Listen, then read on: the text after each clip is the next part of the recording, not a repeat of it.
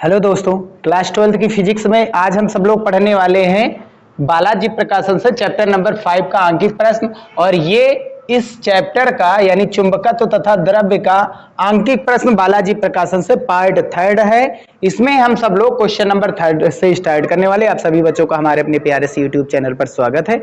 चलिए स्टार्ट करते हैं। क्वेश्चन नंबर 3 क्या कह रहा है? तो क्वेश्चन नंबर 3 कह रहा है कि एक अनुचुंबकीय पदार्थ है जिसकी चुंबकीय प्रवृत्ति 3 × 10⁻⁴ है, 4 × 10⁴ एम्पीयर प्रति मीटर चुंबकीय तीव्रता के बाह्य क्षेत्र में रखा है। ज्ञात कीजिए नंबर 1 आपेक्षिक चुंबकशीलता, नंबर 2 चुंबकन की तीव्रता। तो ये काई एम हमें चुंबकीय प्रवृत्ति दी गई 3 × 10⁻⁴ और बाह्य चुंबकीय क्षेत्र यानी एच दिया गया है 4 × 10⁴ एम्पीयर प्रति मीटर। हमको आपेक्षिक चुंबकशीलता निकालनी है और चुंबकन की तीव्रता यानी आई का मान निकालना है। तो म्यू आर का हमने फार्मूला पढ़ा है। म्यू आर जो होता है 1 प्लस काई एम के बराबर होता है। ठीक, तो हमको निकालना है आपेक्षिक चुंबकशीलता। ठीक है, तो mu are is equals to 1 plus chi M. तो mu are is equals to 1 plus chi M का मान 3 × 10⁴ का मतलब क्या है कि 3 और 4 संख्या आगे दशमलव, 1 0 2 0 3 0 1 2 3 4 4 संख्या आगे दशमलव लगेगा 10⁻⁴ का मतलब।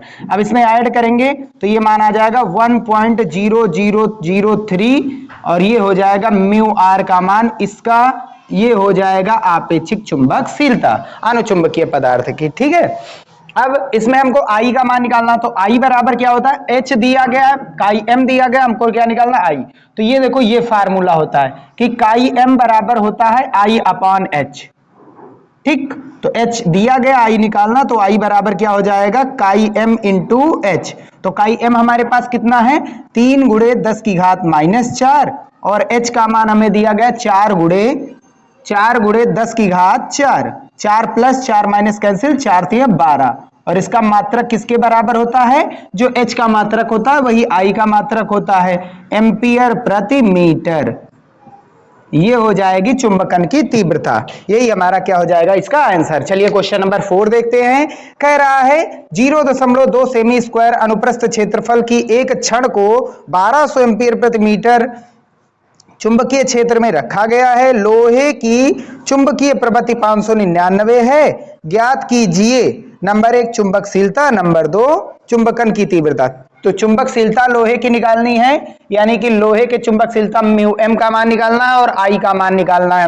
हमको एरिया दिया गया सेंटीमीटर में दिया गया है, इसको मीटर में चेंज कर सकते हैं। 0.2 × 10⁻⁴ मीटर स्क्वायर। और ये एच का मान हमें दिया गया, काई एम दिया गया, हमको म्यू एम का मान निकालना है। अच्छा, म्यू एम बराबर क्या होता है? Mu M is equals to होता है mu R into mu naught. देखिए हमने यहाँ पर एक फार्मूला बताया था कि हाँ ये देखिए mu are is equals to mu M upon mu naught. अगर म्यू नॉट का गुणा म्यू आर से कराएंगे तो म्यू एम का मान मिल जाएगा। अब म्यू आर हमको पता नहीं, लेकिन काई एम का मान पता, तो 1 प्लस काई एम को हम क्या लिखते हैं? म्यू आर लिखते हैं। ये देखिए फार्मूला होता है इन दोनों में संबंध, और इंटू में म्यू नॉट, और ये क्या है? हमारी म्यू एम की वैल्यू है। तो mu M is equals to 1 plus chi M, यानी कि 599 में हमको एक ऐड करना है, तो ये हो जाएगा 600। और म्यू नॉट का मान होता है 4 पाई इंटू 10⁻⁻⁷। अगर हम हल करेंगे तो 4 पाई का जो मान होता है वो 12.56 होता है, और गुणा में 6 लिख देंगे, और ये 2 00 प्लस के 7 माइनस के, तो बचेंगे कितने? माइनस के 5। अब 6 का गुणा कराएंगे, 6 × 36, 6 × 30 और 3 33, 3 बचा, और 12 × 72 और 3 75। 2 अंक आगे दशमलव था, 2 अंक आगे दशमलव कर दिया गया, गुणे में 10⁻⁵ 1 अंक आगे और ले जाएंगे।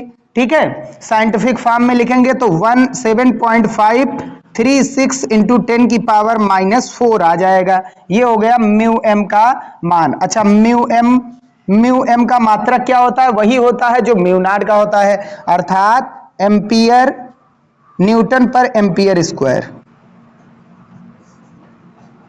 ये हो गया इसका मात्रक।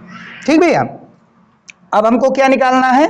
अब हमको निकालना है कि आई का मान क्या होगा। तो आई बराबर अभी हमने बताया था कि काई एम इंटू एच के बराबर होता है। काई एम हमारा कितना? 599 और एच कितना है हमारे पास? 1200 है।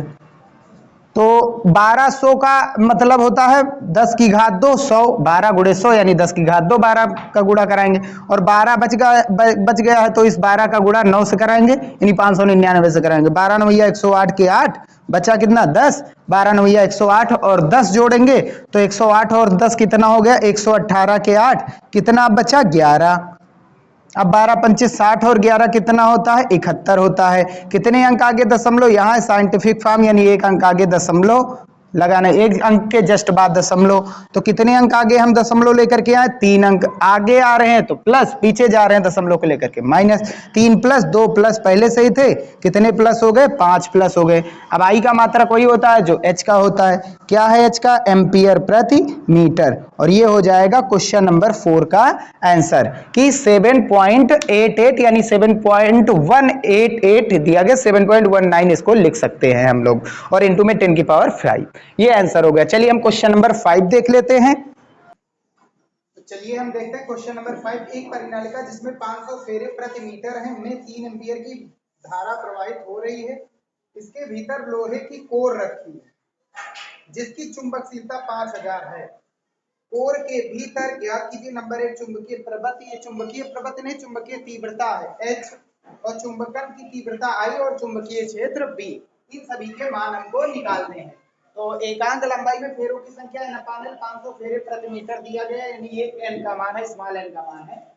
और करंट I दिया गया हमको म्यू m यानी जो रोड रखी गई लोहे की उसकी चुंबकशीलता दी गई है। ठीक, H निकालना, I निकालना, B निकालना है। अच्छा, एक हमने फार्मूला बताया था B इक्वल्स टू क्या होता है म्यू नॉट NI एक होता है। ये निर्वात की बात हो रही है, लेकिन अगर कोई क्रोड रख दिया जाए, अगर किसी क्रोड नर्म लोहे की बात हो रही है तो उसके लिए म्यू m यानी कि माध्यम बदल जाएगा। ठीक है, और ये क्या हो जाएगा NI। यहाँ NI क्या होता था, NI होता था H। तो पहला नंबर H इक्वल्स टू क्या हो जाता है NI, हमने बताया भी था H इक्वल्स टू NI के बराबर होता है। n फेरों की संख्या कितनी है 500 और I का मान कितना है 3, तो 5 दिया 1500 न्यू एम्पियर प्रति मीटर H का मात्रक होता है। ये हो गया पहला इसका आंसर। तो चलिए इसका सेकंड नंबर देखते हैं। सेकंड नंबर क्या निकालना हमको, चुंबकन की तीव्रता यानी I का मान निकालना है। और I इक्वल्स टू हमने क्या बताया था म्यू, I इक्वल्स टू काई m होता है, म्यू नहीं होता है, काई m इंटू एच होता है। अच्छा, काई m इक्वल्स टू क्या होता है म्यू r माइनस 1 होता है और इंटू में h। ठीक, म्यू r हमें दिया गया है। अच्छा, ये जो है ये म्यू r है।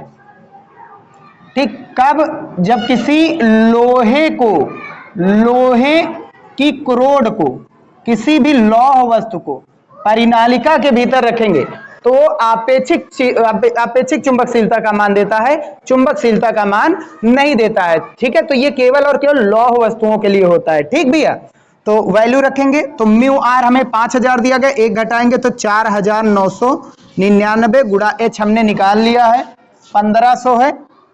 ठीक, हल करेंगे तो 2 जीरो प्लस के यानी 10 की घात 2 किए दे रहे हैं। अब 15 9 135 के 5 13 बचा, 15 9 135 और 13 148 के 8 14 बचेगा।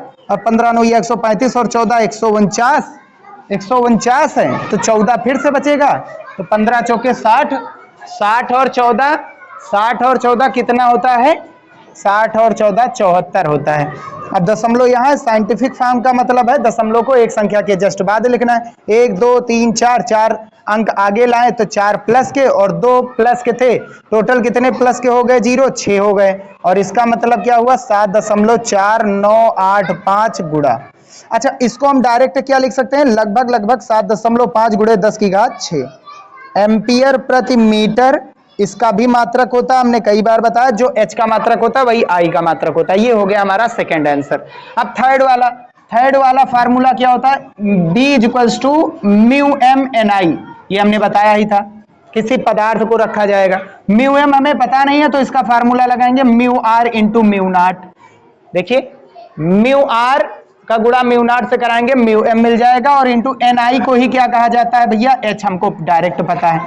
तो म्यू आर का मान कितना है 5000 का मतलब 5 गुणे 10 की घात 3 और म्यू नॉट का मान कितना है 4 पाई इंटू 10 की पावर -7 और H का मान कितना हमारे पास ज्ञात किए हैं 1500 का मतलब 15 गुणे 10 की घात 2।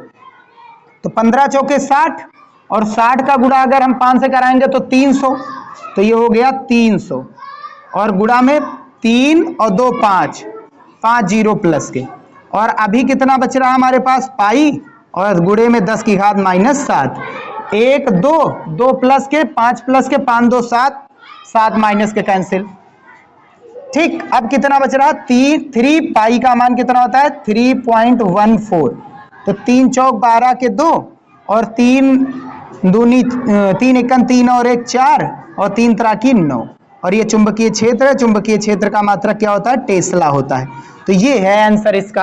तो बस इसमें केवल एक खास बात याद रखनी है, अगर किसी लौह पदार्थ को परिनालिका के भीतर रखेंगे तो जो आपेक्षिक जो चुंबकशीलता होती है वो चुंबकशीलता इसकी नहीं दी जाती, वो डायरेक्ट किसको प्रदर्शित करता है आपेक्षिक चुंबकशीलता को।